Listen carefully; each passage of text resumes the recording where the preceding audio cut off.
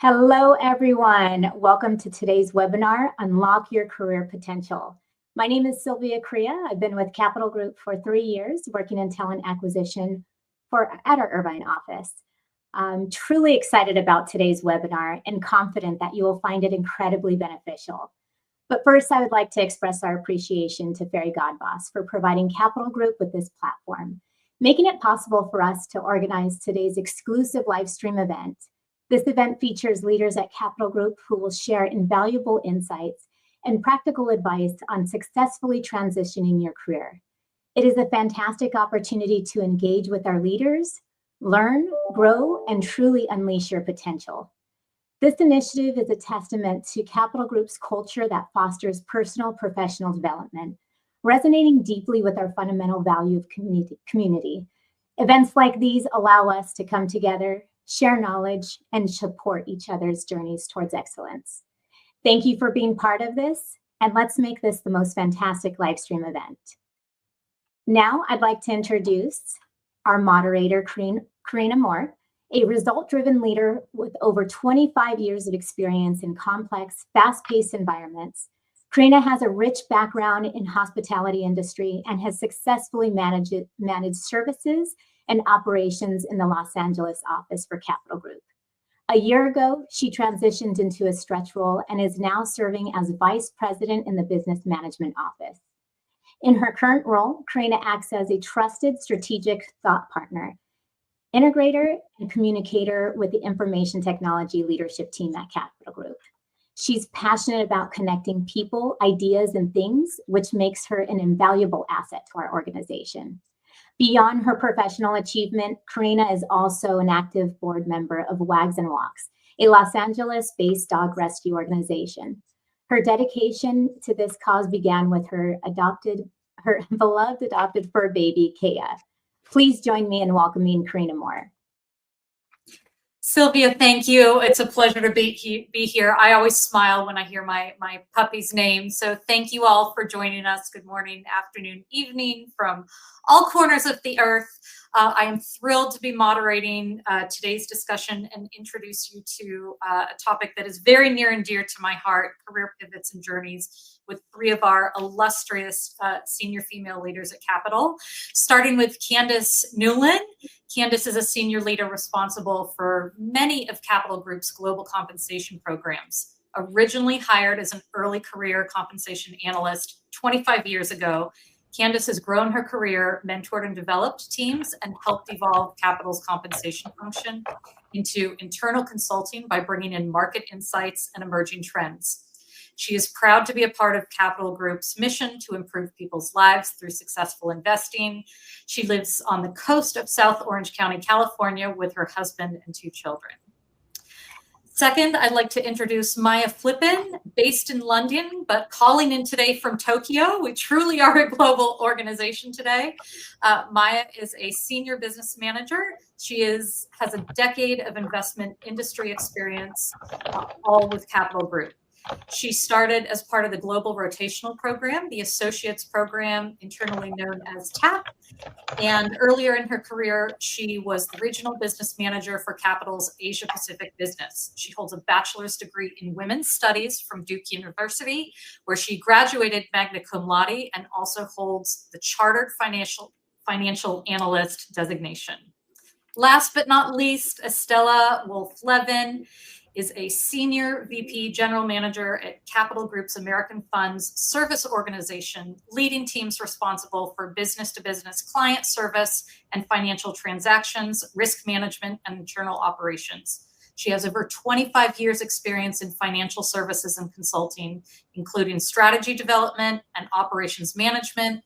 She leads with emphasis on high-performing teams, empowerment, and strong engagement across all levels. In the 12 years she's been at Capital, Estella has made meaningful contributions towards growth, innovation, and talent development across multiple business areas, including enterprise program management, distribution, and most recently in the service organization. When not at work, you can find Estella coaching soccer for her kids' teams. She lives in Manhattan Beach, California, with her husband and 2 kids based out of our Irvine office. So with that, thank you ladies for joining me today.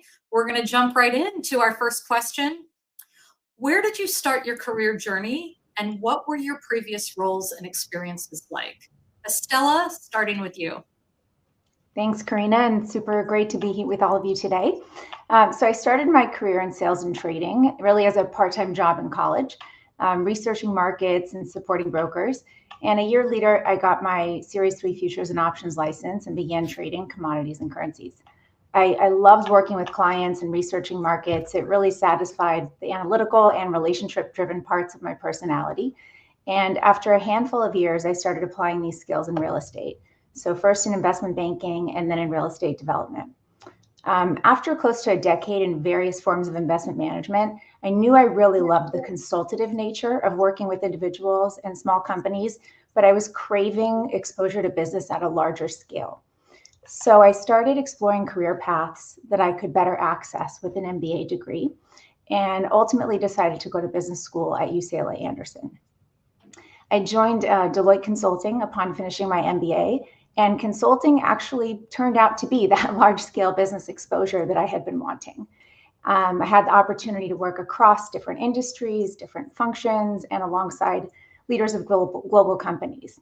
So in consulting, I spent most of my time on growth strategy projects, which was a lot of M&A, mergers and acquisitions, from pre-deal diligence all the way through post-merger integration, and also product development.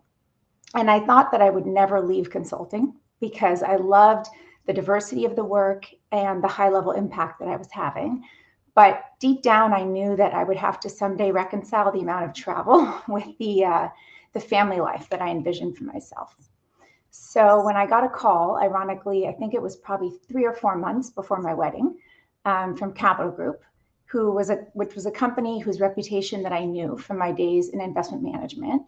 And the call was to help grow their project management function internally. It felt, kind of like a very serendipitous extension of my consulting career, but with the consistency of one great company. So I was most definitely interested. I joined Capital, and the role did maintain the diversity of the work that I loved in consulting, and I was able to learn about many different aspects of Capital Group's business and the organization. So I would say it was about 7 years in our enterprise program management function, and I pivoted within Capital into the distribution organization as the head of operations for our US wealth management business. And this included responsibility for business management, financial management, and sales operations. And although I was familiar with our wealth management business from my project work at Capital, operational leadership really brings on different challenges versus the strategic initiatives world that I had been in since really graduating from business school. Last year, I made another pivot within Capital into our service organization, where over 2,000 associates deliver excellent client service to millions of investors and financial advisors every day. And whereas distribution and the wealth management operations role, we were focused on delivering the best products and capabilities at the right price through the right channels. My teams now are focused on excellence after that buying decision. They're answering client calls, managing account requests, and assessing transactions to mitigate risk. So really, just again, very different types of work. And with each pivot, I'm challenged in new ways, and I'm able to place a couple more pieces of that puzzle and become a better leader for Capital Group. It's a fascinating journey, Estella, with all the changes. Takes a lot of courage. Maya, would love to hear from you where you started your career journey and what your previous roles and experiences were like. Of course. And Estella, I loved hearing a little bit about your story as well. I think my journey's been a bit different, partly because Capital Group was the very first job I ever had straight out of college. And I think I'm the only person that I know who's still with the same company that they joined straight out of school. I studied women's studies when I was at university, so I never thought I was going to work for an asset management firm. I didn't even know what asset management was. I had zero background in finance, economics, or business, but I was a really good student in school. And because of my background, I always thought I was going to work in nonprofits. But after some internship experiences, I decided that wasn't really the right path for me. So when I graduated, I felt really lost. And because I didn't know what I wanted to do, I started looking for opportunities that would let me try out a bunch of different things. And that was really what led me to Capital Group. At the time, CG ran this program called the Associates Program, TAP for short, which has since been rebranded to the Capital Associates Program, CAP. And that enabled me to rotate through multiple areas of the business. So I spent some time in a lot of different teams, like everything from risk management to market intelligence to more of the investing side of the business. And I would only spend a few months in each business area. So I would basically just start to feel like I really understood something before I was like lifted up and brought into a completely different business area. And after about a year in the program, I got asked if I would be willing to move out to Capital's Singapore office for my next rotation, which was a 5-month rotation in one of our product teams, really looking at the opportunity to build and sell retirement solutions in Asia Pacific. And I could not have said heck yeah or a non-webcast friendly version of that saying fast enough. I mean, I just couldn't think of anything that was more exciting. I grew up on the Texas border, kind of on the border of Texas and Oklahoma. And I don't think I ever thought I was going to work internationally. And very embarrassingly, I probably couldn't have placed Singapore on a map at the time that I was asked to move there. But really that decision to say yes to moving to Asia just completely changed the trajectory of my life and the framework through which I see the world. So for me, I really fell in love very quickly with living and working in Asia. You know, Capital Group is such a huge company, but the environment felt much more entrepreneurial in Singapore. And I met people from all over the world. And as a young person, I got to be involved in some really big and cool initiatives, like evaluating our distribution strategy for the Chinese market. And so after about 5 months, I was desperate to stay in Asia at the end of my rotation. And I was able to turn that 5 months into what turned into 7 years by applying for a full-time role in our business management function with the explicit task of really helping grow our business in Asia Pacific. And as I moved into that full-time role, I tried to really remain open and flexible throughout to new experiences. And as Capital's business grew outside of the US, over time, my job remit became more about growing our business in both Asia Pacific and Europe. And I was asked to move to CG's London office to work very closely with our client group leadership team outside of North America. I also started an early career program for our client group in Europe and Asia and started managing a team. So it's been a really interesting journey. I've been with Capital now for 10 years. I actually hit my 10-year anniversary this year. But I always, thank you, but I always have to tell people not to be too tricked by my American accent because I know almost nothing about our business in the US because nearly all of my work experience has been in Europe and Asia. What a great representation of being adaptable and global for us. So thank you, Maya, for your flexibility of just saying yes and jumping around the globe for us. So moving to question 2, and I'll address all 3 of you with this question. Candace, starting with you. How have you benefited from the skills and experience you've gained in your career pivot and journey? Yeah. Well, thank you for having me. What an honor to be on this group of panelists. As I thought about this question, the one that comes to me as the most impactful to my life overall is the ability to zoom out and see the bigger picture. So in my role as an individual contributor, very focused on details and data and getting it all exactly right. But as I pivoted to more of a leadership role, you know, the responsibility becomes more about, is my team doing the right work? Are we doing it in the best possible way? And does it meet the overall goals that we're trying to accomplish? So that ability to really zoom out from the details and make sure we're all focused on the right thing. If I think about how that translated to my personal life, looking back on it, I found times when I would spend time and energy being upset about what now I see more as the small things. And I think we've all experienced this, right? Like your kids are fighting in public, your husband forgot something you told him 5 minutes ago. Like those things can spin you up and waste valuable energy. And so that ability to step back and say, hey, this kind of stuff doesn't really matter in the long run. It doesn't really support overall what you're trying to accomplish. And so let that stuff go and really use your time that's so precious in the best way possible. How human of you, Candace. What a great example. Maya, what about you? What skills and experience have you gained? Yeah, I love that response. And for me, when I think about the skills and experiences I've gained, a lot of it for me comes back to my experience living internationally. I think like that has really helped me both personally and professionally. There's this Mark Twain quote that I love. Like it ain't what you know that gets you into trouble. It's what you know for sure that just ain't so. And for me, living outside of the U.S. has really taught me like what I thought I knew for sure that just wasn't so.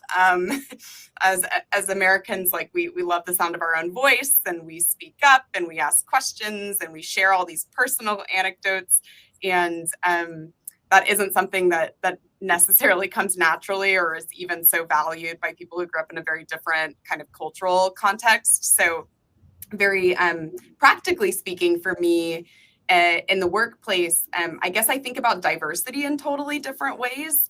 I feel like I'm better able to understand cultural difference and notice kind of nuances in the way that people speak.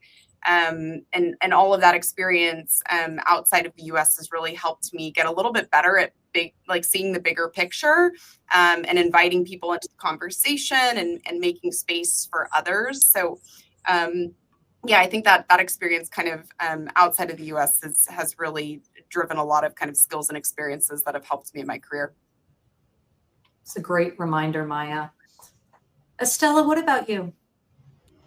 Well, I'll say that pivoting is humbling, and I've learned valuable and different skills from each career stage and each pivot and from pivoting itself.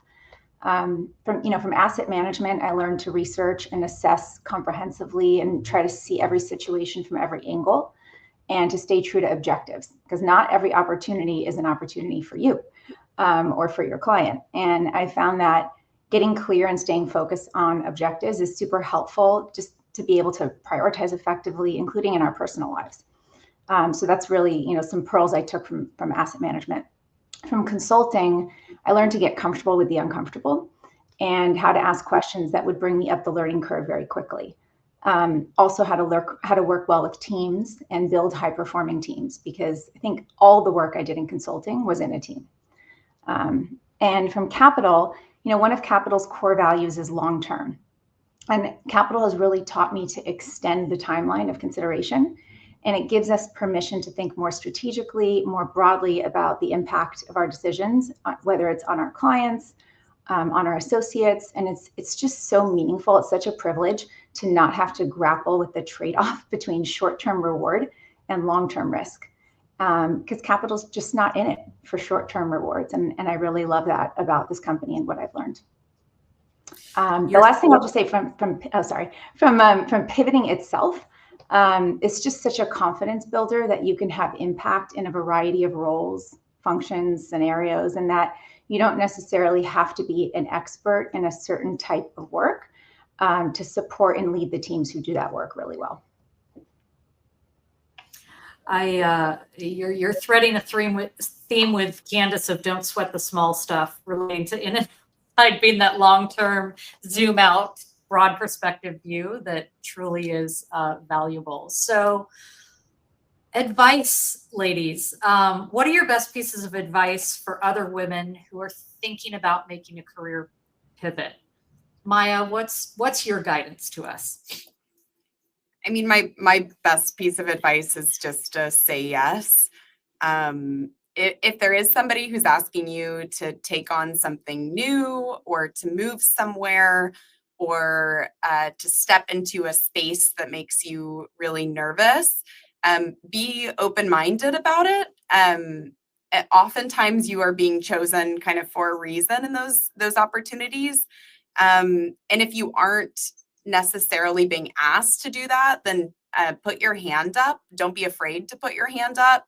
I think sometimes just the act of asking for something can kind of lodge an idea in somebody's mind.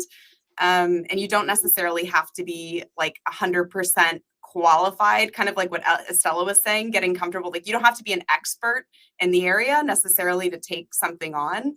Because even if the answer is no, oftentimes that act of just asking has sparked the idea in somebody else's mind, and that can pay dividends for you kind of in the long run. So you might be front of mind the next time some type of opportunity comes up. So definitely say yes and be very open to new experiences. Love it.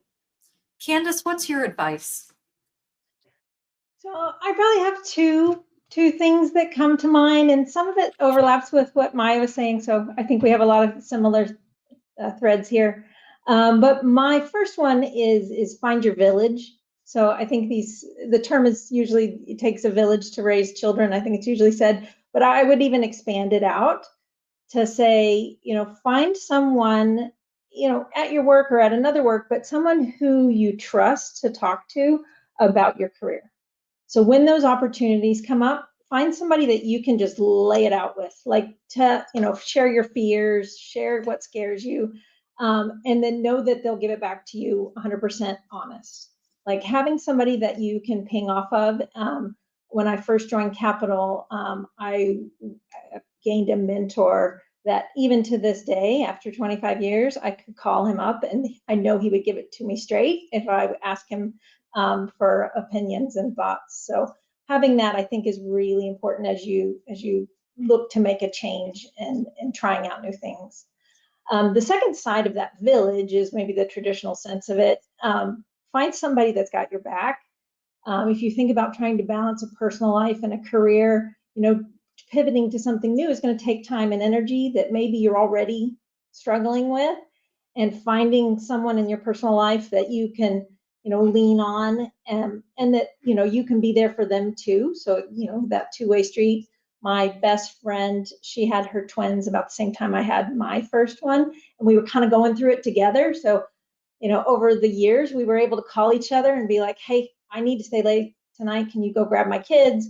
Or hey, I'm what's in, can we go get a drink? Anything like that. Just having somebody in your life like that makes such a huge difference.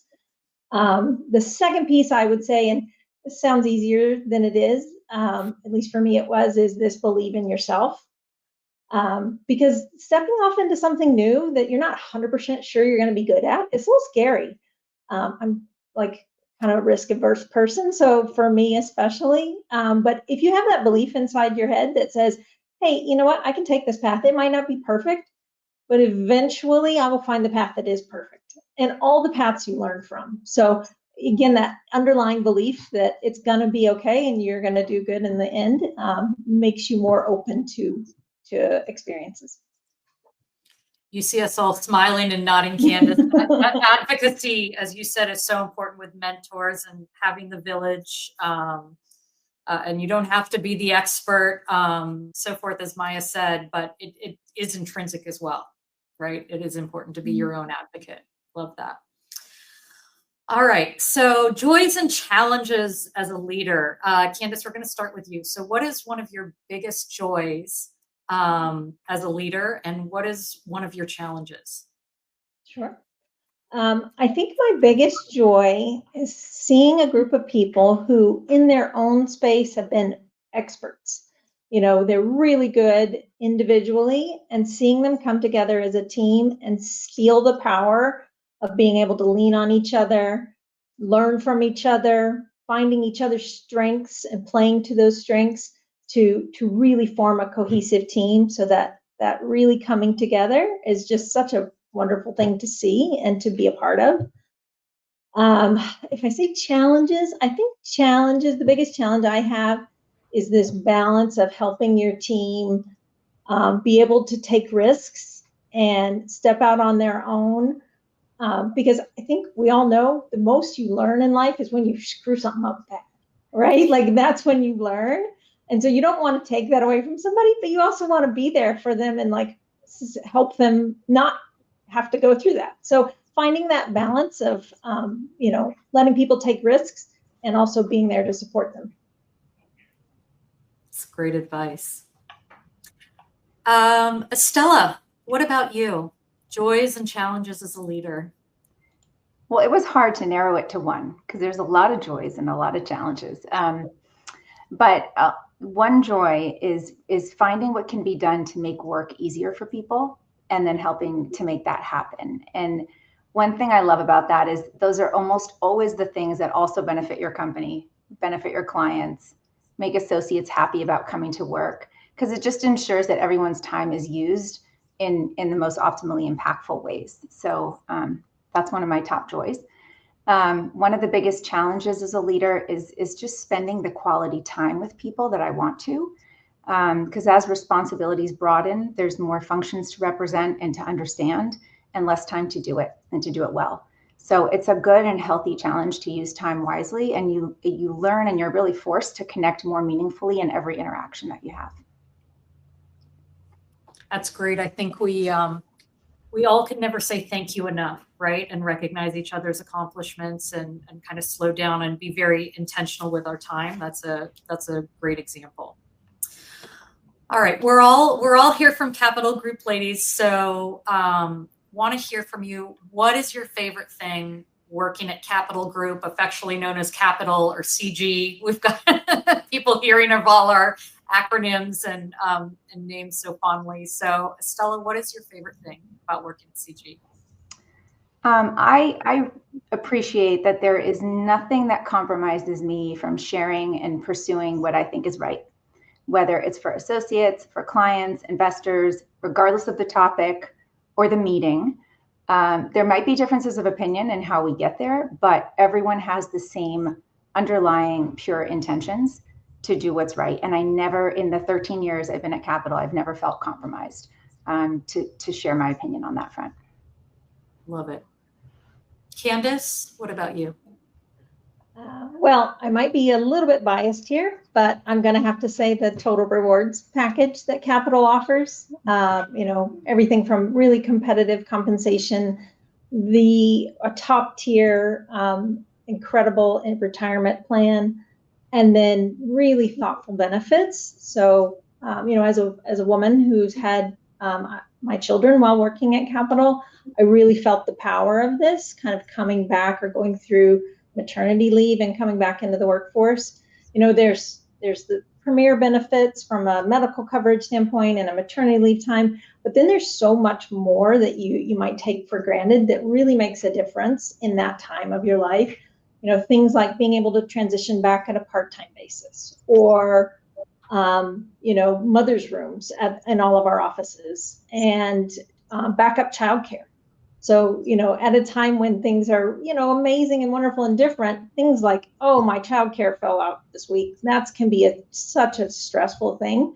But the benefits that someone has thought through and said, hey, this is going to help our women transitioning back, like, it's just really impressive. So that's what I would highlight. Candace, this question isn't for me to answer either, but I totally agree with you that it's the company's benefits. For me, as Sylvia shared in the start, I wouldn't be on the board of a nonprofit without our Capital Cares program and just our charitable efforts in matching and so forth. So absolutely agree with you. It's the total package that a company offers. Maya, what about you? For me, there are three things, and these were things that were shared with me actually when I first started that have really kind of resonated with me over time. Smart people, good values, and private companies. So The smart people bit is really wanting to be surrounded by people that will challenge you, that are bright and creative, and really help advance your thinking, which I've experienced here in a lot of different contexts. The good values are more about people being motivated to really do the right thing and have the bigger picture kind of in mind. And, our mission is really improving people's lives through successful investing. And, that kind of end client mindset, that client focus, I think is something that's really important. And then the final bit on private company, I think that's just a very practical thing that kind of enables companies to think a bit longer term when you're not so beholden to your kind of quarterly earnings or the types of things that sort of inspire more of a short-termist kind of mindset. I think the fact that we're a private company enables us to think a bit longer term in nearly everything that we do. And that's really kind of baked into how the company works. So for me, smart people, good values, private company. Yeah. That's great. Very thoughtful. So at Fairy Godbots, there's been observations that not all women feel comfortable enough to take ownership of all the amazing things that they achieve or bragging about their successes. Can you share with us an accomplishment, personal or professional, that you are most proud of? Maya, I'm going to turn it back to you. Yeah, it's interesting because I do feel like a bit awkward answering this. So the tee up is kind of interesting. I would say for me, the thing that I'm probably the most proud of, and it's a professional accomplishment, was really getting my Chartered Financial Analyst designation, the CFA designation. Like I said at the start of the podcast, I didn't have any background in finance. I studied women's studies in school. And I looked up some of the statistics when I was doing the exam, and only 18% of CFA charter holders are women. And actually, if I think about the percentage of CFA charter holders who also majored in women's studies, I would expect that percentage is probably closer to like 1% or 0.5%. So I like to think that by that logic, I've entered the 1%. So very proud of that. It took many years, and yeah, it's a big accomplishment. Congratulations. Estella, what about you? What I'm most proud of is the talent at Capital Group and how I contribute and how I've contributed to that. And just the highly impactful associates who are in leadership roles across Capital. And this is the part where it gets a little uncomfortable and feels like bragging. People who I've hired into our organization, who I've trained, developed, helped support to make moves so that they can grow their impact in their careers. It's something I get an incredible amount of fulfillment. Love it. Candace? Yeah, I felt the same with this one. It's a little uncomfortable. And I couldn't really come up with, like, at first I was like, I don't know that I have anything really to brag about. But if I sat and I thought about, 20 years ago or 25 years ago there versus how I got here today, I think I'd have to say I'm proud of like all the balls I kept in the air. So, really wanting to be an involved parent. So, having my kids, really wanting to be part of their lives and know them and, go to the sports games and help with homework and all of that, wanting that, but also wanting to grow my career and evolve and become more impactful to Capital overall. I feel like I don't know where the proof is on this, but I've got two amazing kids who are about to be amazing adults, and I have a career that I'm proud of, and I work for a company that I'm very proud of. So in the end, I think I kept most of the balls in the air. Love it. It is a juggling act. So thrilled that we have time for some audience questions. So those of you in the audience, please feel free to submit some questions. Our first one, someone says, I began my career in a large corporation. However, my recent roles have been in small to medium organizations. What advice can you provide on how to join a large company at a later stage in life? Anyone have a perspective on that?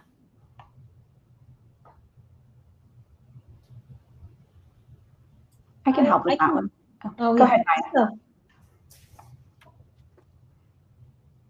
Oh, I was going to jump in and just say, I think some of it goes back to what I think it was Maya saying, this, like, just raise your hand. You know, in a large company, it can be hard, but the more you get out there and say, hey, I want to try this, and I want to, you know, I'm here for that, and get to know more and more people and raise your hand in more and more places, that I think feels like the best avenue to get out there. And maybe I'll add, in consulting, one thing I would do is just walk the halls and listen, because every company operates differently, has a different culture, has a different way of communicating and relating to one another.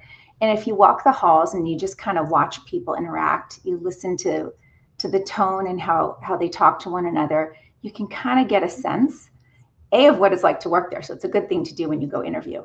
But you know, but also how people prefer to interact, and how to sort of absorb the culture a little bit. So you know, in general in life, I would say listen first, right? And absorb everything you can before you leap.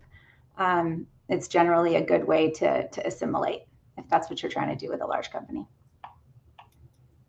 Yeah, and maybe I can add on sort of the advice to join a large company later on. And I obviously my whole career has been at Capital, so I haven't had this experience myself, but I do work with a lot of our local offices. So we have a bunch of these kind of sales offices that are in countries scattered around Europe and Asia, like Milan or Madrid or Amsterdam, or Hong Kong.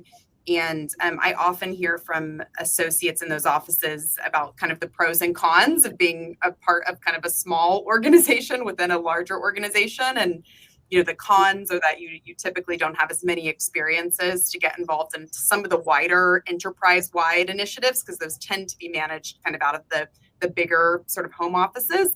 But the pro is that you actually have an opportunity to really drive an organization and a culture in a way that you wouldn't have if you were at kind of like a smaller fish and I guess like a big pond. So I think in terms of like the sort of pivoting, trying to go from the small, medium to the large, I think ways that you can illustrate that you've really been able to make the most of being in that small organization and recognize the benefits and demonstrate, I think, your ability and to Estella's point, like putting your hand up and trying to get involved in as much as you can, trying to illustrate that you've been able to like take advantage of some of the pros of that situation. And that can be something that you can use, I think, in the conversations you're having with some of the larger companies. Great. This question, Estella, you may answer somewhat literally. Candace and Maya, maybe through the lens of being a hiring manager or a different thing. So whatever perspective you ladies like to answer this, it's a good question. Have any of you completed a pivot while also changing companies, or have advice for someone seeking to do so? The opportunities in my desired field are few and far between with my current company. However, my previous titles do not represent the experience I have, so I'm concerned I'm not even being considered. There's a few different legs to that question that can translate. Yeah, I have completed a pivot in like role type while changing companies as well. I would say that was, you know, maybe from MBA into consulting and then from consulting into Capital Group, although the function was a little bit similar from consulting into Capital Group. I think in any case, try to find that bridge. Try to find the one thing that you're doing now, whether it's from a functional standpoint, from an industry standpoint, relationship standpoint, like what's the one bridge that can find that, you know, the common ground from what you're doing now to what you want to do when so much else is going to change, or so much else that you want to pursue is going to change. What's the one thing or the one example that you can point to and say, I've been successful at doing this, therefore that would, you know, lead us to believe that I could be successful in making this shift over here. And sometimes if there's a company that you're really passionate about or you want to join, or a shift into an industry, you may not move most successfully into your dream job day one. You may have to find a job that's more like into what you've already proven you can be successful at. And that might be your first move. And your next move might be changing functions once you've already established some ground, you know, in a new space, a new industry, a new company. Yeah. I totally agree, Estella, especially with that last point that you were making as well. Like, sometimes you just want to completely flip the script and do something completely new, but you don't really have that many opportunities. I think like early career is probably one of them where you do have a chance to kind of lean into something totally different, but it obviously becomes more challenging as you get more experience. And so I think that tip about maybe changing one thing. So even if it's like you want to live overseas or something like that, sometimes it's a bit easier to move overseas with your current company and then switch companies, or or maybe you're moving within the company and you're changing roles, but the company's the same. And then eventually you leave the company and your new, with your new kind of experience. I think that advice I like about, changing kind of one thing at a time sometimes can be a more effective path to kind of get you to where you ultimately want to be. Yeah. And I would say as like someone who's looked at resumes and hired people, don't let your titles define it all, right? You have an opportunity to really describe what your passions are and where your skills are outside of just a title. Put it on your resume, put it on your LinkedIn profile. Like, you don't have to be stuck to that box. Coming from the senior compensation manager at Capital Group. So it's good perspective because you see a lot of resumes and so forth float your way, internal and external. So I'm loving this next question because it really resonates to me coming into Capital Group with a background of not financial industry. And so what are there roles specific to graduates? And I'm not sure if anyone can address that question. So what are there roles specific to graduates? And what about those of us who do not have experience with investment banking? Yeah, I mean, I can speak to some of this. At Capital, there's a number of different opportunities for graduates. I mean, we have a lot of different kind of graduate trainee programs. There are some that are specific to different parts of the business. So if you're very interested in sales, we have a SLATE program for sales associates. There's a specific program for people who are interested in IT. For people who are more interested in the investing side, there's some rotational programs as well. The program CAP, which I joined many years back, is actually more investment oriented. So if you're interested in that space, then that is kind of a program for you. And then in Europe and Asia, we also have a graduate program that enables people to kind of rotate across the business. They tend to be open in addition to kind of like people who are new graduates, either from some sort of secondary school or college or university degree, to people that might have 1 or 2 years of work experience. So you can still put your kind of name in the hat if you feel like there's something that you have to gain from those types of programs. And I think generally when you're hiring, at least in my experience, for like an early career program, it's very hard to demonstrate. You're not necessarily going to have the work experience that will like build out a real resume. So it's about articulating your kind of skills and experiences in a way that speak to the like specific competencies. So are you curious? Are you action oriented? Are you collaborative? Try to think about some of those types of experiences that you might have, and don't feel like they have to be necessarily tied to like some sort of fancy internship or something like that. And be authentic to who you are. Love it. Yeah, and I mean, we definitely do have internship programs both for undergrads and graduate level. But I would say, for Capital and for I'm sure many other large global companies or national companies, we're looking for the best talent. And we have so many different functional areas that it's certainly not all about finance or banking or asset management. We have people in marketing who came from Nestle. We want the best marketers, right? We want the best IT professionals, the best HR professionals. And we want the people who are going to thrive in what they do. And just because they're doing it at Capital doesn't mean that they have a background in finance. So if you find a large multifaceted company that is sort of doing a lot of different things internally, you can reinvent your career and you can find a lot of different opportunities, and it doesn't necessarily have to be tied to the industry that company is in. Great. This is building on some of the discussion we have. So there's someone reaching out saying, looking to change roles at a new company at a level above my current role. I've got a strong track record in my current company and have a lot of networks there, but how can I stand out against other candidates with the title I'm going for?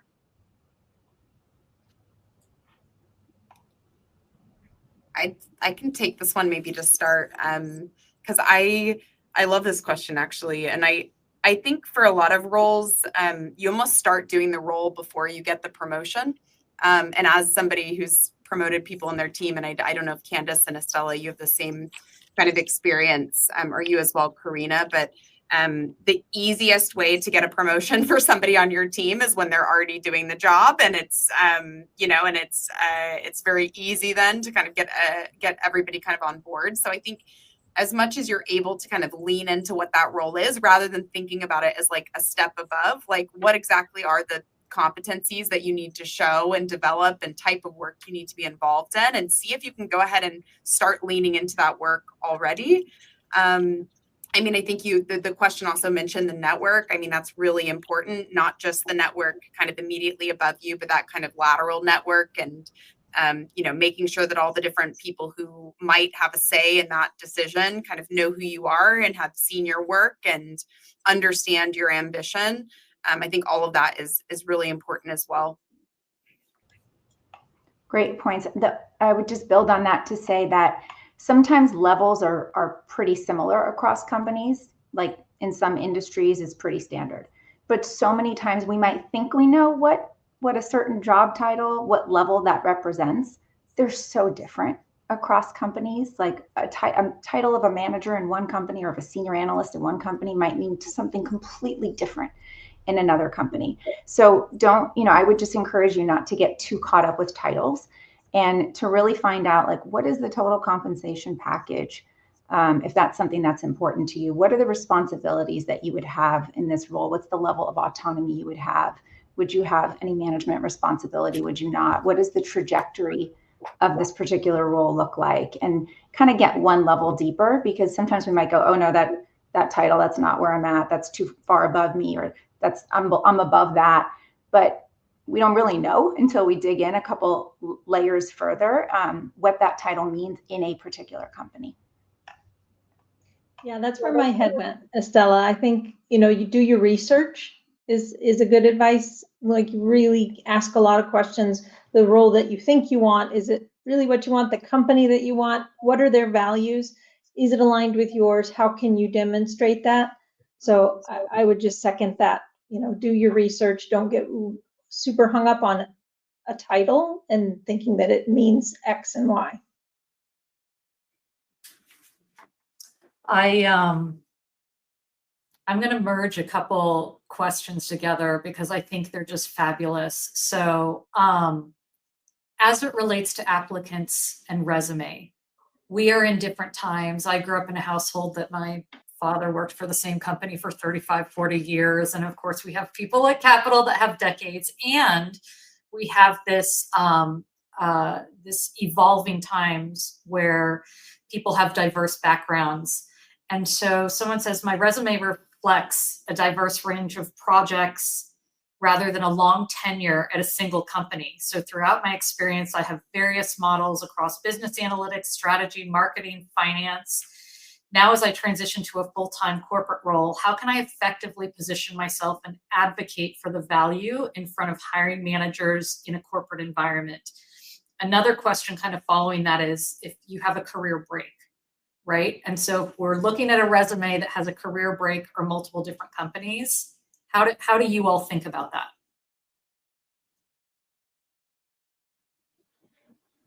Yeah, I can jump in. I think, and maybe I'm taking the last part first, but the career break, I think, is an opportunity for you to say, what did you learn during that career break? A lot of people take breaks and they do, various different things. It's not necessarily meaning that you've sat on your hands for X amount of time.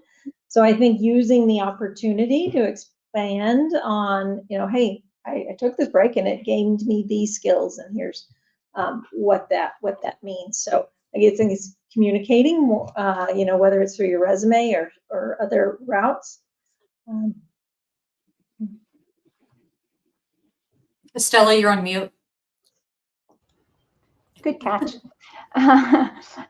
Maybe building on that, I would just say that make sure your narrative, your story about yourself is tight, and that you can explain without having to take 20 minutes to do it, why you made the transitions that you made, and why you tried the different things, and what you learned from it, because then it kind of changes from like, oh, this person moved around a lot, to like, wow, look at all these very deliberate moves and experiences that they gained.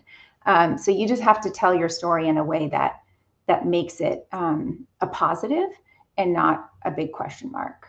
And you can, and also think about like, which ones do you highlight? Do you have to talk about every single move, or can you make some shine a little bit brighter than others?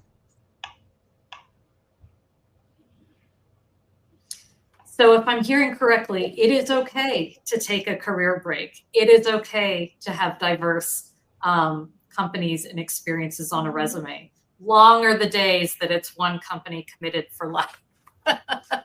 Not that we all in our seats don't want to stay forever and ever. So, okay, maybe one last question that's come through. Do any of the panelists have any ideas on presenting yourself in a job application for more junior roles when you have already team leadership and high-level responsibilities? I try to make my titles general and not speak to my leadership experience, but I think I'm getting excluded. Any thoughts around that? Yeah, I mean, I would say share the real reason why you want that role, right? Don't minimize your experience or the contributions, the leadership that you can bring, or downplay what you've done, but just say, I've been a people leader, I've done this, I've done that, and at this point in my life, this is what I'm looking for, and this is why. And I think that earns a lot of respect. And we're allowed to want different things from our lives and from our work at different points in our life. And it's just a matter of sharing that authentically, and downplaying where you've been definitely isn't going to get you anywhere, because in the future, if you happen to, actually I want to go into people management again, then you've got to resurrect the experience that you never shared you had. So, so I would say just be true to yourself and share what you want and why, but let your experience, be right there for people to see. Great. Wonderful. Well, thank you, ladies. Sylvia, I'd love to fold you back into the conversation as you opened this group up, and turning over to you. Absolutely. Can you guys hear me okay? We can. Perfect. I just have to say, wow. Thank you, Karina and Estella, Maya, and Candace for just the incredible insights on career pivots and journeys. I know I personally gained so much from today's event, and I'm sure many of you feel the same way.